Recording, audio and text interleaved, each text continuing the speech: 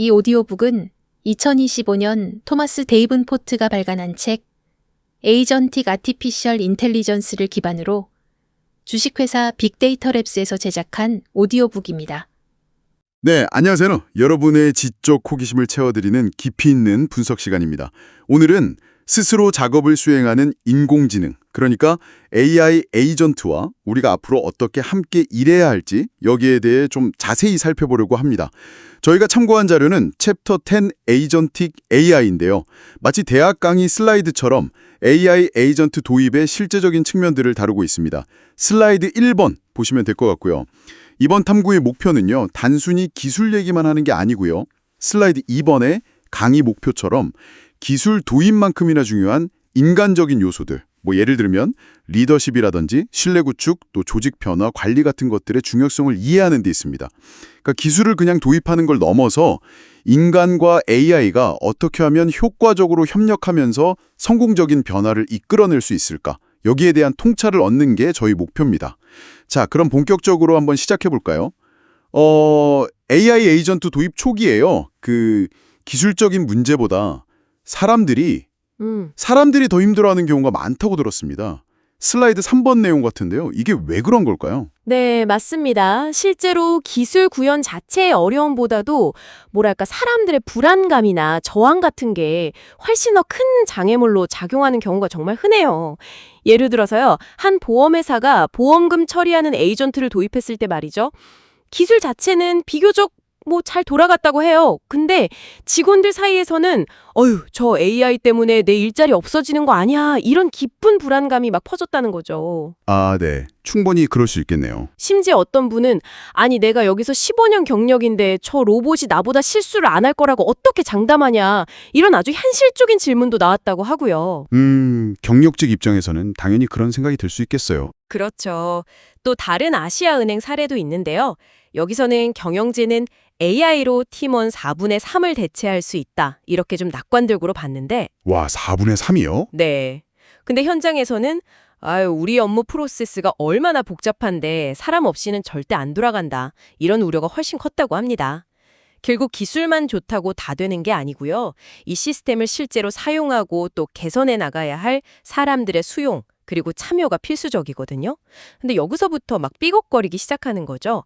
때로는 굉장히 강력한 저항에 부딪히기도 하고요. 그렇군요. 그럼 이런 초기의 저항이나 불안감을 넘어서 좀 성공적으로 AI 에이전트를 도입하려면 가장 먼저 뭘 해야 할까요? 슬라이드 4번 내용이 관련이 있을 것 같은데요. 네, 슬라이드 4번 보시면 나오죠. 핵심은 바로 업무 설계입니다. 그러니까 AI 에이전트가 어떤 작업을 혼자서 딱 수행하고 어느 지점에서 사람의 검토나 혹은 최종 결정이 필요한지, 이걸 명확하게 정의하는 게 첫 단추예요. 특히 그 결과가 금전적으로 크거나 고객에게 직접적인 영향을 미치는 중요한 작업일수록 이 경계 설정이 정말 중요하죠. 아, 그냥 AI한테 일을 던져주는 게 아니라 처음부터 누가 뭘 할지 다시 짜야 된다는 말씀이시군요. 맞습니다. 이미 비즈니스 프로세스 관리, BPM이라고 하죠. 이런 업무 흐름을 체계적으로 관리하고 개선해 본 경험이 많은 기업들은 확실히 좀 유리한 측면이 있어요. 전체 업무 과정을 이해하고 AI 능력을 어디에 쓸지, 또 인간은 어떤 역할을 맡을지 설계하는데 좀 더 익숙하니까요. 그렇겠네요. 경험이 중요하군요. 네. 최근에는 프로세스 인텔리전스 같은 도구를 써서 실제 업무가 지금 어떻게 돌아가고 있는지 데이터로 파악하고 AI 도입이 전체 과정에 어떤 영향을 줄지 분석하기도 하고요. 중요한 건 이겁니다. AI 에이전트 도입으로 인간의 역할이 그냥 없어지는 게 아니고요. 단순 반복 업무에서 벗어나서 더 높은 부가가치를 내는 활동으로 변화한다는 점이에요. 아, 역할의 변화. 높은 부가가치를 내는 활동이라는 게 구체적으로 어떤 걸까요? 슬라이드 5번을 좀 볼까요? 인간은 이제 뭘 해야 하는 거죠? 여기가 사실 되게 흥미로운데요. 네, 슬라이드 5번에 잘 나와 있는데요. AI 에이전트는 아시다시피 정확성, 속도, 일관성, 이런 게 중요한 반복적이고 복잡한 작업의 강점을 보이죠.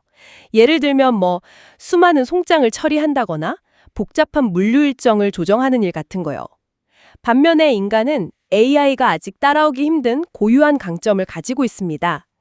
전체적인 방향, 가이드라인을 제시하고 새로운 아이디어를 내고 비판적으로 생각하고 장기적인 전략을 세우고 무엇보다 중요한 거 고객과 관계를 맺고 공감하는 능력이죠. 예를 들면 어떤 역할들이 있을까요? 구체적으로요.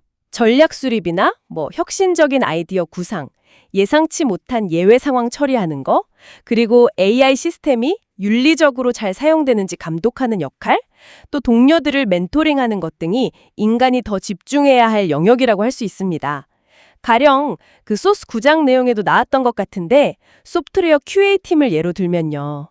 AI 에이전트가 자동 테스트 돌리고 간단한 버그 수정 같은 반복 작업을 착착 해준다면 인간 전문가는 뭐 할까요? 뭐 할까요? AI 작업을 감독하고 더 효과적인 테스트 전략을 설계하고 제품 품질에 대한 더 높은 수준의 기준을 정의하는 역할, 이런 쪽으로 나아갈 수 있다는 거죠. 아, 역할이 더 고도화되는 거네요. 근데 역할이 바뀐다고 해도 직원들 입장에서는 여전히 결국 AI가 내 자리를 빼앗으려는 거 아니야? 이런 근본적인 두려움이 쉽게 사라지진 않을 것 같습니다. 슬라이드 6번 내용이죠? 네, 맞아요. 슬라이드 6번이 바로 그 얘긴데요. 그 두려움은 지극히 당연하고 충분히 이해할 수 있습니다. 결국 일자리 안정성에 대한 걱정이잖아요. 그래서 한 글로벌 제조회사가 이 문제를 풀기 위해 되게 흥미로운 방법을 썼어요. 3가지 접근법이었는데요. 첫째는 경영진이 나와서 발표하는 대신에요. 이미 AI를 성공적으로 잘 쓰고 있는 다른 팀 동료들을 초청해서 솔직하게 대화하는 자리를 만들었어요. 직접 경험한 동료들의 이야기, 그게 효과가 있었겠네요? 그렇죠. 훨씬 설득력이 있었겠죠. 처음엔 나도 걱정했는데 써보니까 실제로는 이렇게 도움이 되더라, 이런 얘기들이 나오니까요. 네네. 다른 방법은요? 둘째는 AI 도입으로 업무 효율성이 구체적으로 얼마나 좋아졌는지 그 수치를 아주 투명하게 공유했습니다. 자동화로 몇 시간을 절약했다, 오류율이 몇 % 줄었다, 이런 데이터를 명확히 보여준 거죠. 그리고 셋째는 단순히 앞으로 일이 변할 거다가 아니라 구체적으로 직무가 어떻게 진화하고 예를 들어 자동화 전문가 같은 새로운 역할 기회가 생길 수 있는지 미래 역할 로드맵을 제시했어요. 아, 구체적인 비전을 보여줬군요. 네, 그 결과가 놀라웠는데요. 처음에는 직원들의 82%가 우려를 표했는데 6개월 후에는 76%가 긍정적인 반응으로 바뀌었다고 합니다. 와, 대단한 변화네요. 핵심은 AI가 인간을 대체하는 게 아니라 인간의 역량을 향상시킨다는 점, 이게 정말 중요하다는 거죠. 그렇군요. 결국 투명한 소통과 구체적인 비전 제시가 정말 중요하네요. 자, 그럼 AI와 잘 협업하려면 또 어떤 역량이 필요할까요? 슬라이드 7번에 AICEM이란 모델이 있던데요. 이게 뭔가요? 네, 슬라이드 7번 보시면 AICM 모델이 나오죠. 이건 AI 에이전트와의 협업 시대로 이렇게 전환하는 데 필요한 4가지 핵심 역량 차원을 제시하는 프레임워크입니다. 여기서 제가 특히 중요하다고 생각하는 2가지 전환을 먼저 좀 말씀드릴게요. 첫 번째는 작업 중심 사고에서 워크플로우 중심 사고로의 전환입니다. 워크플로우 중심 사고. 그게 정확히 무슨 뜻이죠? 그러니까 개별적인 업무 하나하나에만 너무 집중하는 게 아니고요. 일이 시작해서 끝날 때까지 그 전체 흐름, 즉 엔드-투-엔드 워크플로우를 보고 AI가 어디에 딱 투입됐을 때 가장 큰 효과를 낼 수 있을지 이걸 파악하는 능력이에요. 복잡하게 얽힌 시스템 속에서 내 일이 전체 과정에 어떤 영향을 미치는지 이해하는 거죠. 약간 거시적인 시각이 필요하다고 할까요? 아, 나무만 보지 말고 숲 전체를 보는 능력이 중요해진다. 이런 말씀이시군요. 맞습니다. 실제로 한 제조회사 선임 관리자는 가장 가치 있는 기술은 코딩이 아니라 전체 프로세스를 매핑하는 능력이다, 이렇게까지 말했다고 하더라고요. 네. 그럼 또 다른 중요한 전환은 뭔가요? 슬라이드 8번 내용이겠죠? 네, 슬라이드 8번에 나오는 2번째 전환은 직접 통제에서 효과적인 위문으로의 전환입니다. AI의 자율성이 점점 높아지잖아요. 그러면 인간은 모든 단계를 막 세세하게 간섭하고 관리하기보다는 AI 시스템을 효과적으로 감독하고 목표 달성 여부를 확인하는 쪽으로 역할이 바뀌어야 한다는 거죠. 위임이라 쉽지 않을 것 같은데요. 그렇죠. 언제 AI에게 맡기고 언제 내가 개입할지 판단하는 일종의 AI 직관을 키워야 하고요. 또 AI의 의사결정을 추적하고 개선할 수 있는 그런 거버넌스 체계도 만들어야 합니다. 물론 윤리적인 위험 관리도 중요하고요. AI에게 일을 맡기는 것 자체도 하나의 기술이군요. AI 직관이라는 표현이 참 인상적이네요. 네, 한 마케팅 디렉터는 이런 말도 했어요. AI에게 위임하는 게 생각보다 어려웠다. 모든 단계를 내가 다 확인하려는 충동을 이겨내야 했고 대신 결과 검토와 전략 조정에 집중해야 했다고요. 네, 그 충동을 이겨내는 게 중요하겠네요. 나머지 두 가지 전환도 간략하게 설명해 주실 수 있나요? 슬라이드 9번 내용입니다. 네, 슬라이드 9번 보시면요. 셋째는 단순한 상호작용에서 진정한 협업으로의 전환입니다. 그냥 명령만 내리는 게 아니라 AI 에이전트의 더 확장된 기능이나 잠재력을 이해하고 좀 더 높은 수준의 가이드라인을 제공하고 또 피드백을 주고받으면서 반복적으로 개선해서 AI와 함께 솔루션을 만들어 나가는 그런 능력이죠. 아, 함께 만들어가는 파트너십 같은 거네요. 그렇죠. 넷째는 이건 소스 내용을 바탕으로 추론해 본 건데요. 반응적 문제 해결에서 전력적 문제 해결로의 전환이라고 볼 수 있습니다. AI가 반복적인 작업들을 처리해 주니까 인간은 AI가 생성한 데이터를 기반으로 해서 잠재적인 위험이나 기회를 미리 파악하고 AI가 놓칠 수 있는 더 큰 맥락, 거시적인 그림을 이해하고요. 또 AI 통찰력을 활용해서 혁신적인 솔루션을 구상하는 데 더 집중해야 한다는 거죠. 그렇군요. 이 네 가지 전환이 다 중요하겠네요. 네, 실제로 이 AI CCM 역량 강화에 집중한 팀들이 그렇지 않은 팀보다 AI 에이전트 구현 성공률이 3배나 더 높았다는 보고도 있습니다. 와, 3배나요. 효과가 확실하네요. 결국 AI 시대를 잘 헤쳐나가려면 우리 생각과 일하는 방식 자체를 근본적으로 바꿔야 하는군요. 그런데 이런 변화에 대한 저항을 줄이고 협업을 잘 이끌어내려면 결국 신뢰가 바탕이 되어야 할 텐데요. 이 신뢰는 어떻게 쌓을 수 있을까요? 슬라이드 10번을 보면서 얘기해 볼까요? 네, 슬라이드 10번. 신뢰 구축, 정말 중요하죠? 핵심 열쇠 중 하나는 급진적인 투명성, radical transparency라고 할 수 있습니다. AI 도입이 직원들 역할에 어떤 영향을 미칠지 이걸 아주 솔직하고 구체적으로 알려야 한다는 거예요. 아까 말씀드린 보험사 사례처럼 업무 최적화 이런 좀 모호한 발표 대신에요. 구체적으로 어떤 작업이 AI로 대체되고 내 역할은 어떻게 진화하며 앞으로 어떤 기술이 중요해지고 또 새로운 경력 경로는 무엇인지 이런 것들을 상세하게 담은 역할 영향맵 같은 걸 제공해야 한다는 거죠. 아, 막연한 불안감을 구체적인 정보로 바꿔주는 거군요. 맞습니다. 그렇게 해야 직원들이 변화를 예측하고 준비할 수 있겠죠. 투명하게 공개하는 것 외에 또 어떤 방법이 있을까요? 단순히 정보를 전달하는 교육에서 좀 벗어나서요. 직원들이 AI 통합 과정에 직접 참여하고 그 이점을 스스로 경험하게 하는 학습 실험실, Learning Laboratory 같은 접근 방식이 아주 효과적입니다. 학습 실험실이요. 네, 그냥 교육 듣는 걸 넘어서 자기 업무에 AI를 직접 적용해보면서 이거 생각보다 괜찮은데? 내 일이 좀 편해지는데? 하고 스스로 느끼게 하는 거죠. 역할이나 사용 사례에 맞는 그런 맥락적인 교육도 중요하고요. 직접 해보는 경험이 중요하군요. 슬라이드 11번을 보면 직원들에게 통제권을 주는 것도 도움이 된다는 내용이 있던데요. 아, 네. 슬라이드 11번. 그것도 아주 중요한 포인트입니다. IT 부서가 모든 걸 다 통제하고 관리하려고 했을 때보다 직원들이 직접 자기 업무와 관련된 에이전트를 좀 수정하고 구성할 수 있는 그런 도구와 권한을 제공했을 때 도입률이나 만족도가 훨씬 높았다는 결과가 있어요. 오, 정말요? 네. 이건 직원들에게 통제권을 줌으로써 참여와 책임감을 높이는 효과가 있는 거죠. 의료비 청구 전문가 마크 사례가 대표적인데요. 이분도 처음엔 AI를 엄청난 위협으로 느꼈다고 해요.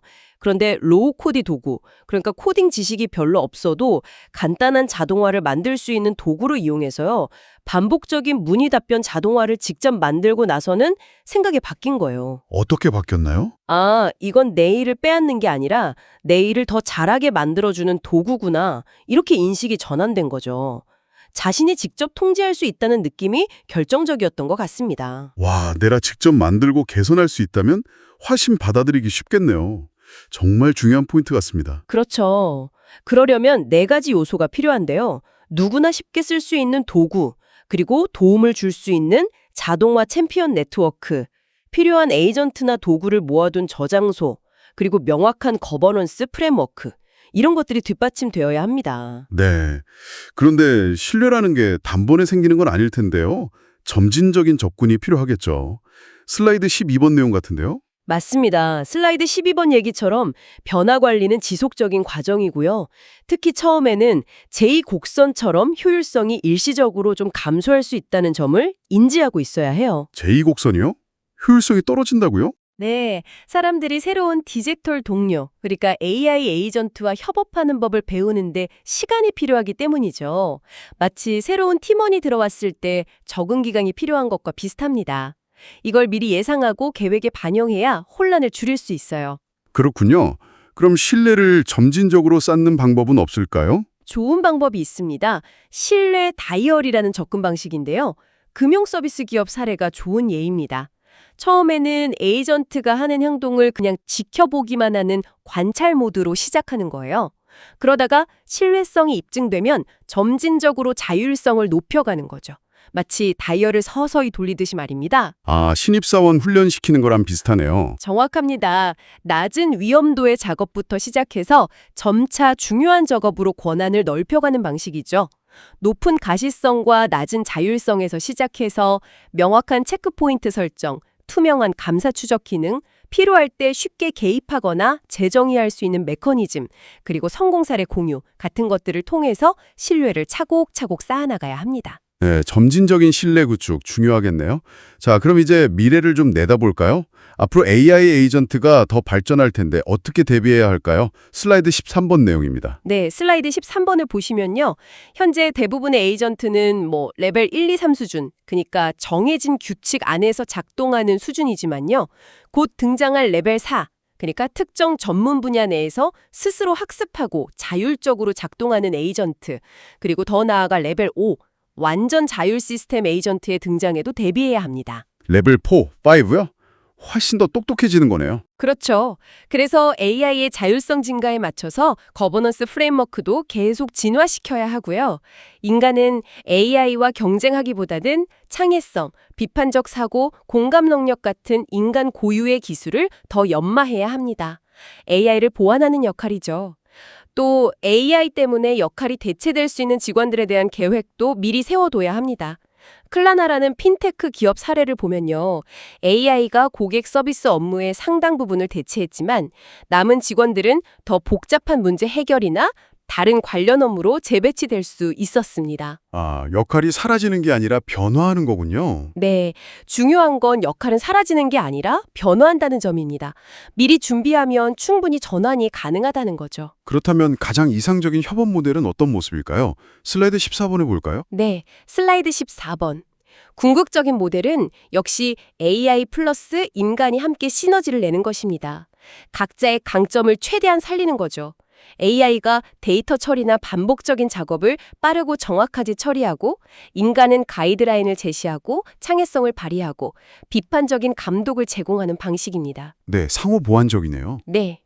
이 성공은 결국 투명성, 교육, 권한 부여, 그리고 적절한 인센티브 이 네 가지 요소의 균형에 달려 있습니다. 도입 과정은 사람들의 관심과 이해 수준에 맞춰서 진행되어야 하고요. AI가 결국 인간의 성과를 높여주고 개인에게도 이익이 된다는 점을 명확히 보여주는 것이 무엇보다 중요합니다. 협력적인 마인드가 중요하겠군요. 맞습니다. 실제로 한 고객사에서는 직원들이 AI 에이전트를 그냥 도구가 아니라 우리 팀의 일원이라고 부르기 시작했다고 해요. 이런 협력적 사고방식이 중요하죠. 물론 인간과 AI 모두 지속적인 학습과 적응이 필요하고요. 와, 팀의 일원이라니 대단하네요. 그럼 이런 하이브리드 팀, 그러니까 인간과 AI가 섞인 팀을 이끄는 리더십은 어떻게 달라져야 할까요? 슬라이드 15번 내용인데요. 네, 슬라이드 15번. 팀원의 절반이 AI가 될 수도 있는 미래에는요. 리더십의 역할도 크게 바뀝니다. 애닐이라는 관리자 사례가 나오는데 AI는 인간 팀원과 다르게 관리해야 한다는 거죠. AI에게는 동기부여나 정서적 지지 같은 게 필요한 게 아니잖아요. 명확한 목표 설정과 데이터 기반의 피드백이 중요하죠.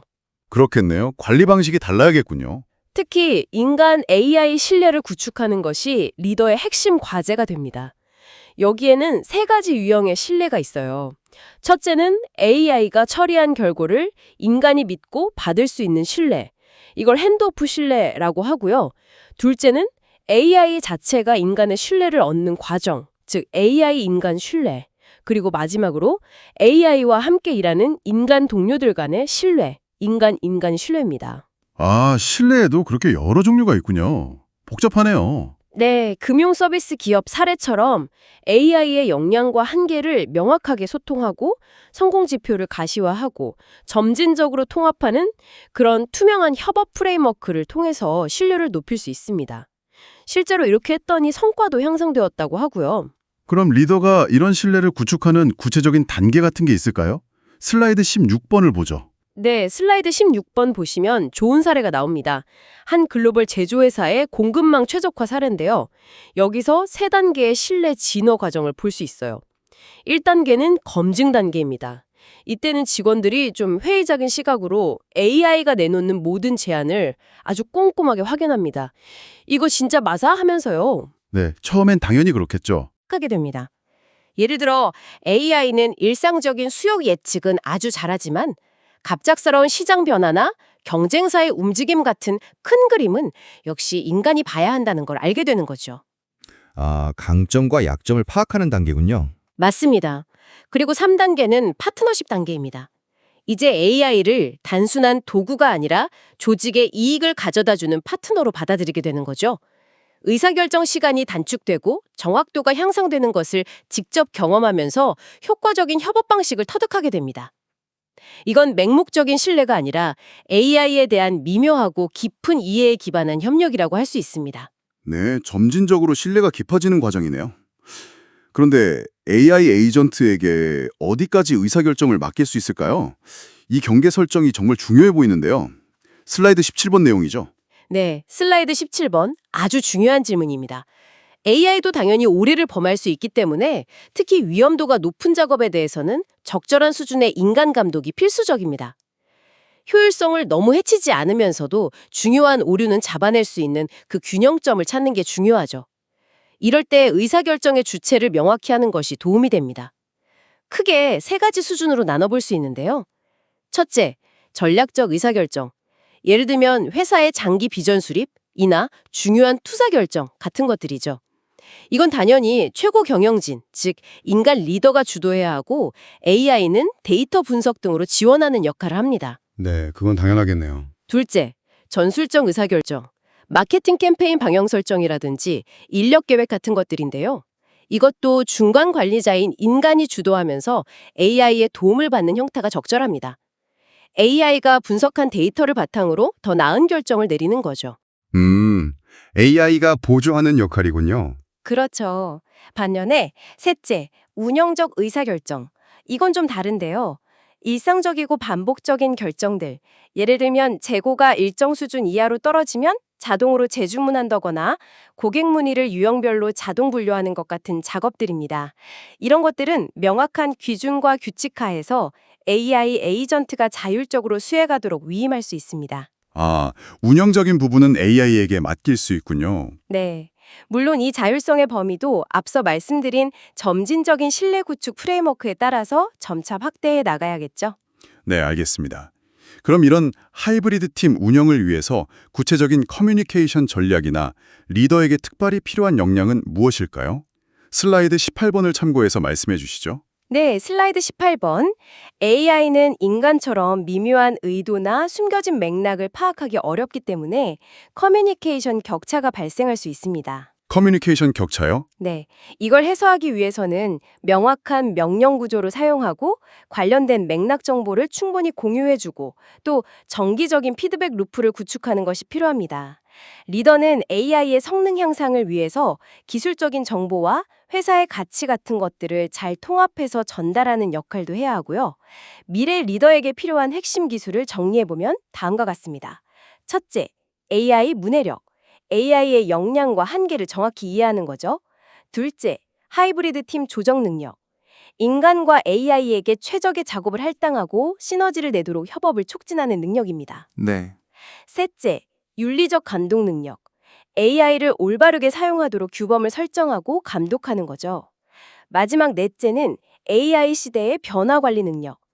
AI 기술은 계속 진화할 테니 팀이 이러한 지속적인 변화에 잘 적응하고 성장하도록 이끄는 능력입니다. 정말 리더의 역할이 막중해지네요. 자, 그럼 마지막으로요. 조직 전체적인 관점에서 AI 에이전트를 성공적으로 도입하려면 어떻게 해야 할까요? 슬라이드 19번을 보면서 이야기 나눠보죠. 네, 슬라이드 19번입니다. 조직 전체적으로 성공하려면요. 단순히 기존 구조에 AI를 그냥 끼워 넣는 방식으로는 한계가 있습니다. 팀이 운영되는 방식 자체를 재구상해야 해요. 특히 여러 기능을 동시에 수행하는 교차 기능팀, 크로스 펑셔널 팀의 중요성이 커집니다. 성공적인 도입을 위한 3단계 접근 방식을 제안해 볼 수 있는데요. 1단계는 기반 다지기입니다.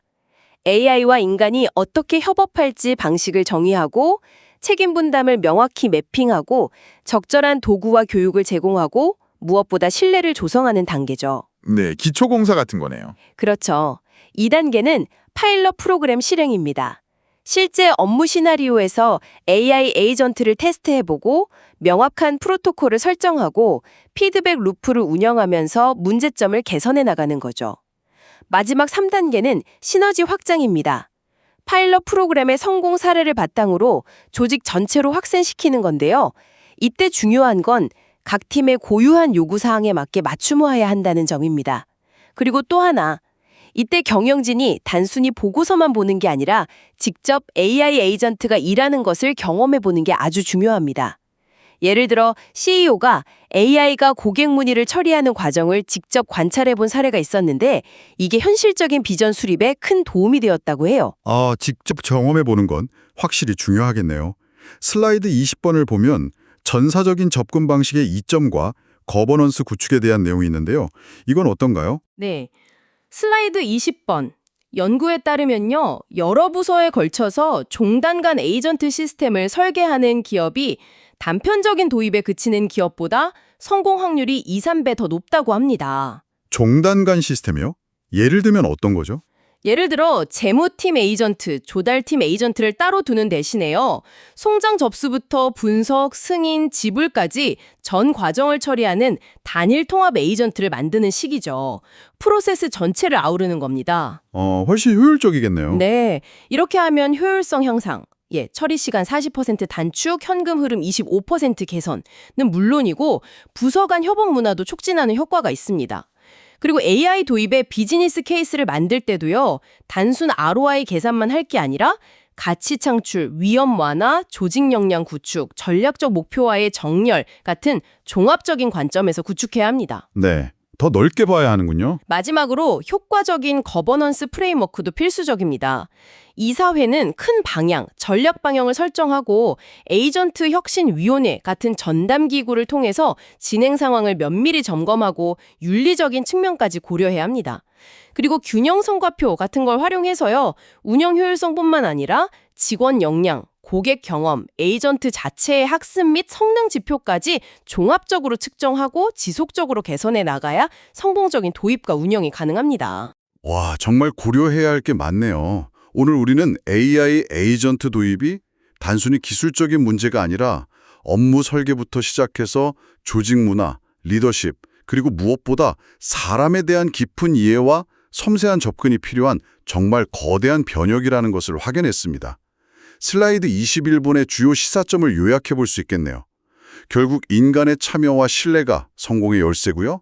역할 변화에 대한 막연한 두려움을 해소하고 새로운 협업 역량을 키우는 것이 정말 중요하다는 점, 그리고 전사적인 비전과 명확한 거버넌스 아래에서 점진적으로 나아갈 때 AI는 위협이 아니라 진정한 파트너가 될 수 있다는 것이 오늘 이야기의 핵심인 것 같습니다. 자, 이 모든 것이 여러분 각자에게는 어떤 의미로 다가오시나요? 네, 궁극적인 목표는 AI와 인간이 각자의 강점을 최대한 발휘해서 함께 더 나은 성과를 만들어내는 것이라고 생각합니다. AI가 인간의 역량을 대체하는 것이 아니라 오히려 향상시킨다는 그런 믿음을 가지고 조직과 개인 모두 지속적인 학습과 적응 노력이 필요하겠죠. 그리고 리더는 이러한 긍정적인 비전을 제시하고 변화를 잘 이끌어야 할 책임이 있고요. 네, 맞습니다. 마지막으로 여러분께 생각해 볼 질문을 하나 던져보면서 마무리할까 합니다. AI 에이전트가 점점 더 우리 팀의 어엿한 일원으로 자리 잡게 된다면 단순히 업무 프로세스를 효율화하는 것을 넘어서서요. 우리의 협업 방식, 더 나아가 우리 조직 문화 자체는 근본적으로 어떻게 변해야 할까요? 인간과 AI가 함께 공존하는 팀에서 과연 어떤 새로운 사회적 규범이나 에티켓 같은 것들이 생겨날 수 있을지 이 거대한 변화의 물결 속에서 한번 깊이 고민해 보시는 건 어떨까요? 오늘 저희의 심층 탐구는 여기까지입니다. 감사합니다. 감사합니다.